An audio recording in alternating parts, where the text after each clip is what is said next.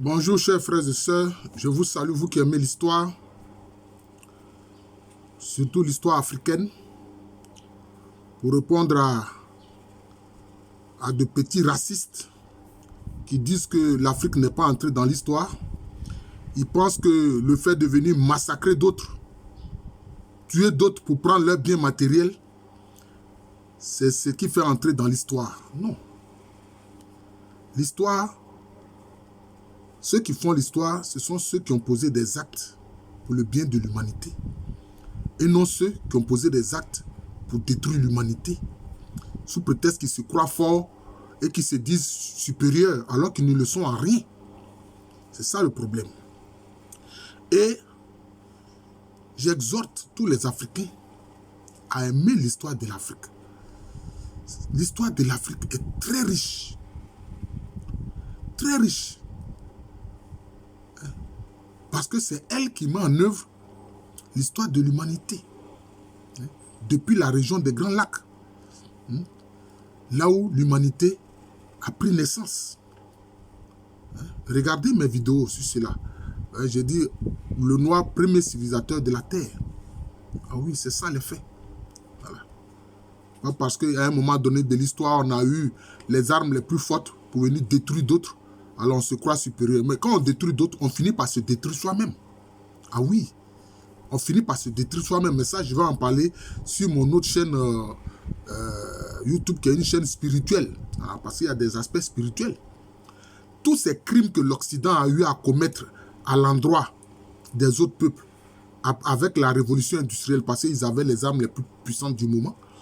Mais ça a fini par la Première Guerre mondiale, la Deuxième Guerre mondiale. Ils se sont entretués eux-mêmes. Les gens vont penser que c'est un hasard. Oui, c'est des conflits entre eux. Mais vous avez tué des êtres humains. Donc des gens qui ont une âme. Et ils réclament justice. Et voilà, vous vous êtes entretués entre vous-mêmes. Et vous appelez ça guerre mondiale. C'est ça les faits. Il n'y a pas de hasard.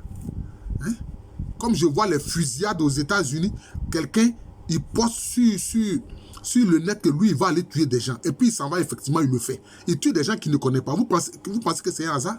Ce n'est pas un hasard. Ce n'est pas un hasard. C'est parce que des gens qui ont été massacrés ailleurs, du fait de l'armée américaine, ces gens-là réclament justice. Ce n'est pas un hasard. Ce n'est pas un hasard. Il ne faut pas que les gens croient que c'est un hasard. Ce n'est pas un hasard. Voilà. Mais, je voudrais parler ici et maintenant d'un aspect de l'histoire toujours de nos ancêtres africains. C'est ça qui me préoccupe. Alors, c'est à propos du nom Gan.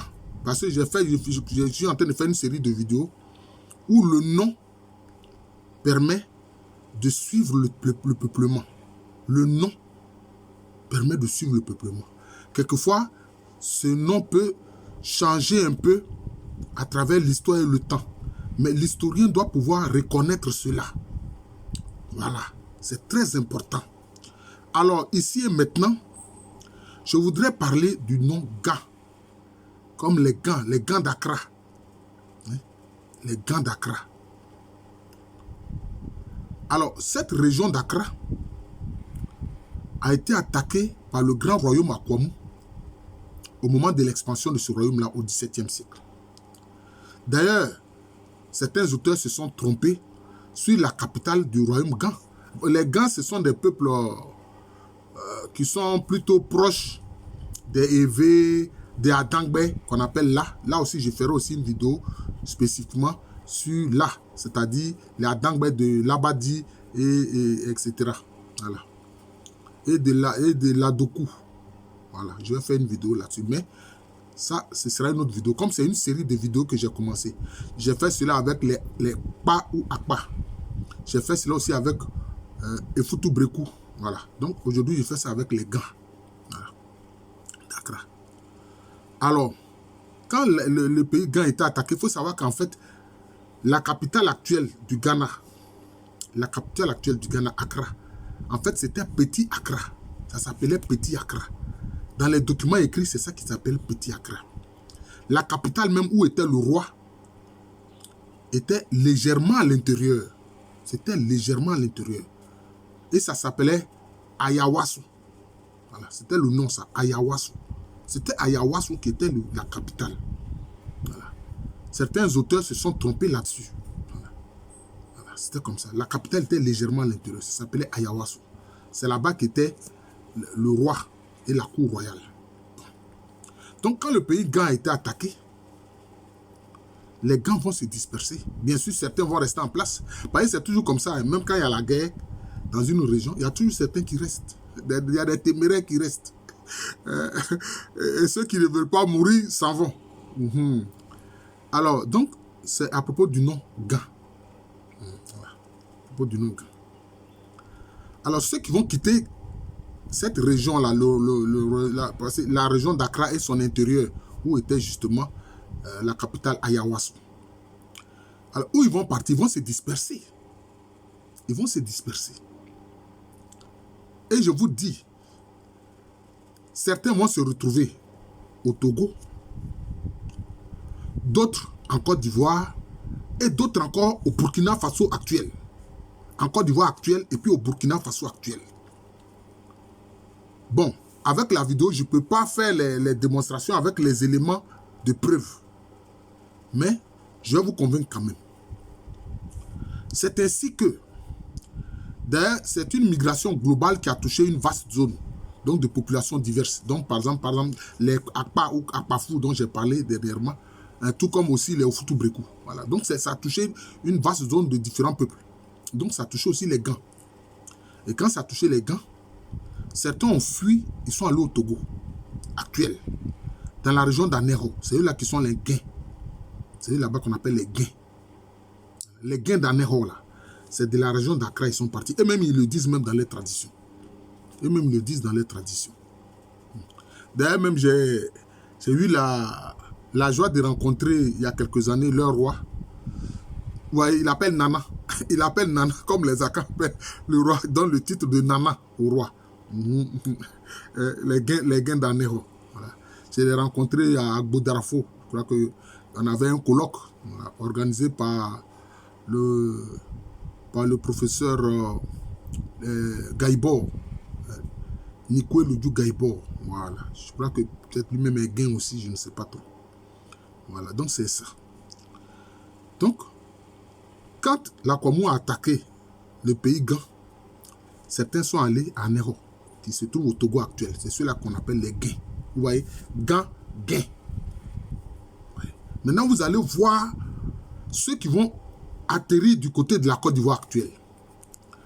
Là, ils vont prendre aussi différents noms. Il va y avoir différentes articulations que je vais vous expliquer. Voilà. Ici, en Côte d'Ivoire, ils vont être appelés Nguin pour certains. Les Nguin. Bon, vous voyez, Gain à Anéro, maintenant Nguin. Mais il faut savoir qu'en fait, dans les langues Akan, ou dans les langues Okwa en général, le N ou bien le M, c'est-à-dire le préfixe N ou M, indique le pluriel. Indique le pluriel. C'est pour ça que là, on voit, au lieu de gain, ça devient un gain. En Côte d'Ivoire. Et ces gains, ils sont où? Ils sont dans le pays Baoulé. Ils sont dans le pays Baoulé. Ce sont les gains qui sont dans la région de Mbayakro, en pays Baoulé, en Côte d'Ivoire. Mais ils ne sont pas seulement en pays Baoulé, ils sont aussi en pays Ano. L'Ano, qui parle aussi une langue agni, qui sont notamment autour de la sous-préfecture de Pricro. Pricro, l'Enguin. Aussi là-bas aussi on l'appelle l'Enguin. Bon, maintenant ceux qui sont à chose dans la sous-préfecture de Trocro, c'est-à-dire dans la zone de Katimas où il y a les Ano-Abé, eux, bon, cette famille-là, enfin ce groupe Nguin, va se donner un autre nom. Ils savent qu'ils sont Nguin, mais ils vont se donner un autre nom qui sera Kpengbe. Qui sera Kpengbe. Bon, ça c'est une autre affaire encore. Ce n'est pas fini. Ces mêmes-là, en pays Abé, lagunaire de la région d'Agboville, ils vont s'implanter là-bas. Ces mêmes gains-là. Mais là-bas, on va les appeler comment? Ngadje. Vous voyez, Gan, le préfixe N qui indique le premier. Maintenant, vous voyez Dje. Vous avez dit, mais Dje là, ça vient d'où? Je vais vous expliquer. En langue abé, la Guinée, Dje, ou bien Djelé, ça veut dire enfant d'eux. Donc, Nga Dje, ça veut dire les enfants d'un gars. Nga Dje, ça veut dire les enfants d'un gars. C'est cela. Maintenant, certains se sont installés en pays Atché. Ceux du pays Abé, c'est Nga Dje. Maintenant, en pays Atché, c'est Nkadje. Vous voyez? C'est toujours le N, mais là, au lieu de GA, ça devient KA. Nkadje. Parce que là, c'est un pays Atché qui se sont installés avec les réalités de la langue Atché. Voilà. Donc, un pays Atché, ce même sous-groupe-là s'appelle Nkadje. Vous voyez? Ce n'est pas fini. Ils se sont installés aussi dans la région d'Abidjan. Ces grands-là, ils se sont installés dans la région d'Abidjan. Voilà. D'ailleurs, les traditions sont claires. C'est-à-dire que cette migration que j'ai mis à jour, à l'intérieur de laquelle certains disent être descendus du ciel à l'aide d'une chaîne, d'ailleurs, cette tradition est reprise par les Nguins. Aussi bien les Nguins qui sont dans le Baoulé, que dans les Nguins qui sont dans la Nord. Mais il faut savoir que ces Nguins-là, certains aussi se sont installés dans l'Agni Moronou, ou bien l'Arani Morofou, chez les Agni Morofou. Vous voyez, c'est les Agni Morofou. Ils ont gardé le nom Nguin. Mais eux, c'est du pays Ano qui sont venus pour s'installer en pays Agni Morofou. Voilà, ce fut à la suite d'une guerre. Bon, ils se sont installés aussi en pays Agni Morofou, notamment dans la zone de Ngatianou, voilà, dans le département de Bongouanou. Voilà, c'est ça. Donc, ces Nguins là aussi sont installés là-bas. Maintenant, je vous disais que certains se sont installés dans la région d'Abidjan. Ceux-là, on les appelle Kandje. Mais souvent, c'est la région qui est indiquée, c'est-à-dire la zone qu'ils habitent. La zone qu'ils habitent, qui fait partie de l'espace chez les Hébriers ou les Tchamas, qu'on appelle Akwe. Vous remarquerez que chez les Hébriers ou chez les Tchamas, le A, le préfixe A, désigne l'espace. Le préfixe A désigne l'espace. Quand on dit Akandje, c'est-à-dire l'espace de Kandje. Donc, en fait, leur nom, c'est Kandje. Vous voyez? Mais là aussi, d'où ça vient?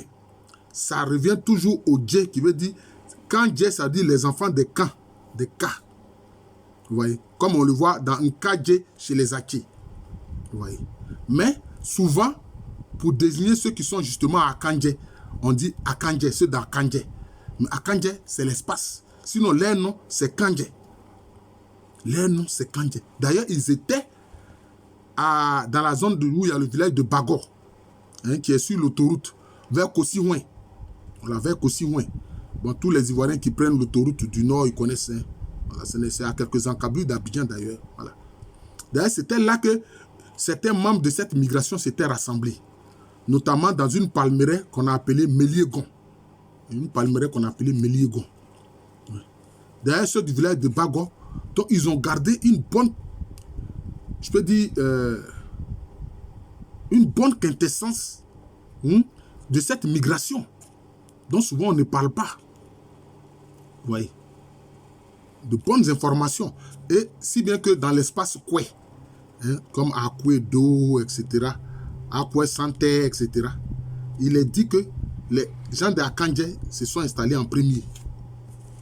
Ils se sont installés en premier parce qu'ils se sont installés au XVIIe siècle, fuyant les guerres qui ont touché la région d'Accra et son intérieur du fait de l'expansion du royaume Akwamou. Vous voyez? Donc c'est cela. Akandje. Mais en fait, c'est Kandje. C'est-à-dire les enfants des Kan. Voilà. Ce n'est pas fini. Ce n'est pas fini. Il y a certains qui, à partir du pays Ano ou du pays Ano-Abé, vont se déplacer pour aller un peu plus au nord. Un peu plus au nord, vers les régions des Lons, ce qu'on appelle les Lons, ou les Thomasais, en fait, qui font partie un peu d'un groupe qui est lié un peu... en fait, les Koulango font partie de ce groupe-là.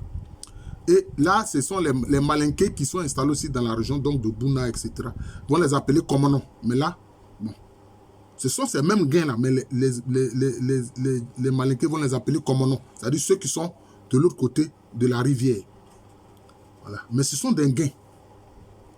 Mais comme je parle du suivi du nom, bon, le cas du Komono, bon, ça, ce sont les Malinqués qui les ont appelés ainsi. Mais il y a certains qui ont continué, qui sont allés beaucoup plus au nord. Ils sont allés beaucoup plus au nord. Et ils vont se retrouver dans le Burkina Faso actuel. Notamment dans le sud-ouest du Burkina Faso. Non, dans le sud-est, pardon. Dans le sud-est du Burkina Faso. Voilà. Quelquefois, ouest-est, quelquefois je confonds ça. C'est dans le sud-est du Burkina Faso qu'on appelle la région des cascades. Ils appellent ça la région des cascades. C'est comme si que tu es au Burkina, bon, tu veux faire aller vers le Ghana actuel, vers le nord du Ghana actuel. Voilà. Donc vers le sud-est du Burkina Faso. Voilà. Dans la région des cascades. Là-bas, on les appelle comment? Gouin. Vous voyez? Vous voyez comment le nom, à chaque fois, change comme ça? Ga, Nguin, Gain, Nkadje, Ngadje, Kadje. Et maintenant, Gouin. Gouin. Mais quelquefois, leurs voisins ou autres là les appellent Siramba. Mais eux-mêmes, ils ont gardé toujours le nom Gouin. Ils sont des Gouins. D'ailleurs, il y a... Bon, je salue ce docteur-là. Bon, il a soutenu sa thèse. C'est un Burkinabé, il a soutenu sa thèse il y a plusieurs mois de cela. Maintenant, hein, peut-être cela peut faire bientôt 1 an. Voilà. Sur les Gouins, justement, hein, du Burkina Faso. Voilà. Bon, sur la question de l'origine... Il a un peu pataugé. C'est un apprenti chercheur, hein, un apprenti historien. Bon, maintenant, il est un historien, puisqu'il a un doctorat en histoire. J'ai dû le guider. Il dit, il faut faire attention, regarde le nom Gouin là. Et puis, il y avait certaines images, il ne savait pas ce que c'est. Il a présenté notamment ce qu'on appelle, ce que les Akans appellent un pectoral. Enfin, en français, on appelle ça pectoral. Mais les Akans appellent ça dabré, ou bien daboué. C'est un objet, bon, ça peut être en or massif, tout comme ça peut être en feuille d'or. Mais c'est un triangle dont le sommet est orienté vers le bas, que les chefs Akans, les chefs et les rois Akans portent. Voilà, ils portent cela. On appelle ça un pectoral. Et dans les éléments culturels des Gouins dont il parlait, il y avait une image, justement, hein, du pectoral. Et il ne savait pas ce que c'est. Il ne savait même pas ce que c'est. Et il ne connaît même pas le nom, même dans la langue des Gouins. Il dit, regarde ce que tu vois là. Ça là, c'est un pectoral. Ça fait partie des objets culturels chez les Akans. Voilà. On dit que c'est un objet, quand tu le portes, ça t'apporte des bénédictions. Ça t'apporte des bénédictions. Et puis, ça t'apporte du bonheur, en fait. Ça t'apporte du bonheur. Et les chefs Akans portent ça. Oui. Les chefs Akans portent ça. C'est Dabré, là. Ils portent ça. Donc, j'ai dû lui expliquer. Je lui ai dit, tu vois, non, cet indice, déjà, montre l'influence Akan chez les Gouins. Parce que n'oublions pas, toutes ces régions qu'ils ont traversées depuis le pays Gan, les Gans, ils ne sont pas des Akans. Mais ils sont plutôt proches des Adangme, des Evé et autres. Mais quand ils traversent toutes ces zones qu'ils traversent, ils traversent des régions Akans. Ils traversent des régions Akans. Quand ils se retrouvent en pays Anon, bon, ils sont en région Akan. Et donc quand ils se retrouvent ensuite au nord, au sud-est du Burkina, mais ils ont subi les influences Akan. D'où le pectoral. D'où le pectoral. Tu vois. J'ai dû lui expliquer tout ça pour qu'il comprenne. Tu vois, déjà, ça c'est un indice déjà qui indique l'origine. Parce que quelquefois l'origine seulement, on le perçoit à travers un tout petit indice. Un tout petit indice peut révéler à l'historien l'origine d'un peuple, d'un clan ou d'une famille. C'est comme ça. Voilà. Donc je voudrais saluer ce jeune docteur-là. J'espère que, bon, il va faire carrière dans l'enseignement et la recherche dans une université de son pays au Burkina. Voilà. Alors, je vous remercie. Je suis le professeur Alou Kwame René, professeur titulaire d'histoire à l'université Félix Houphouët-Boigny. Vous voyez, donc je viens d'aborder le cas du nom Gan. Prochainement, je vais aborder celui du nom Krobou. Voilà, le nom Krobou. Il y a d'autres noms comme ça. Bon, voilà. Donc, c'est une série, en fait, que je suis en train de faire. Voilà. J'enseigne à l'université Félix Houphouët-Boigny, une université qui est à Abidjan, c'est à Cocody. C'est en Côte d'Ivoire, un pays situé en Afrique de l'Ouest. Merci encore et bonne journée à tous.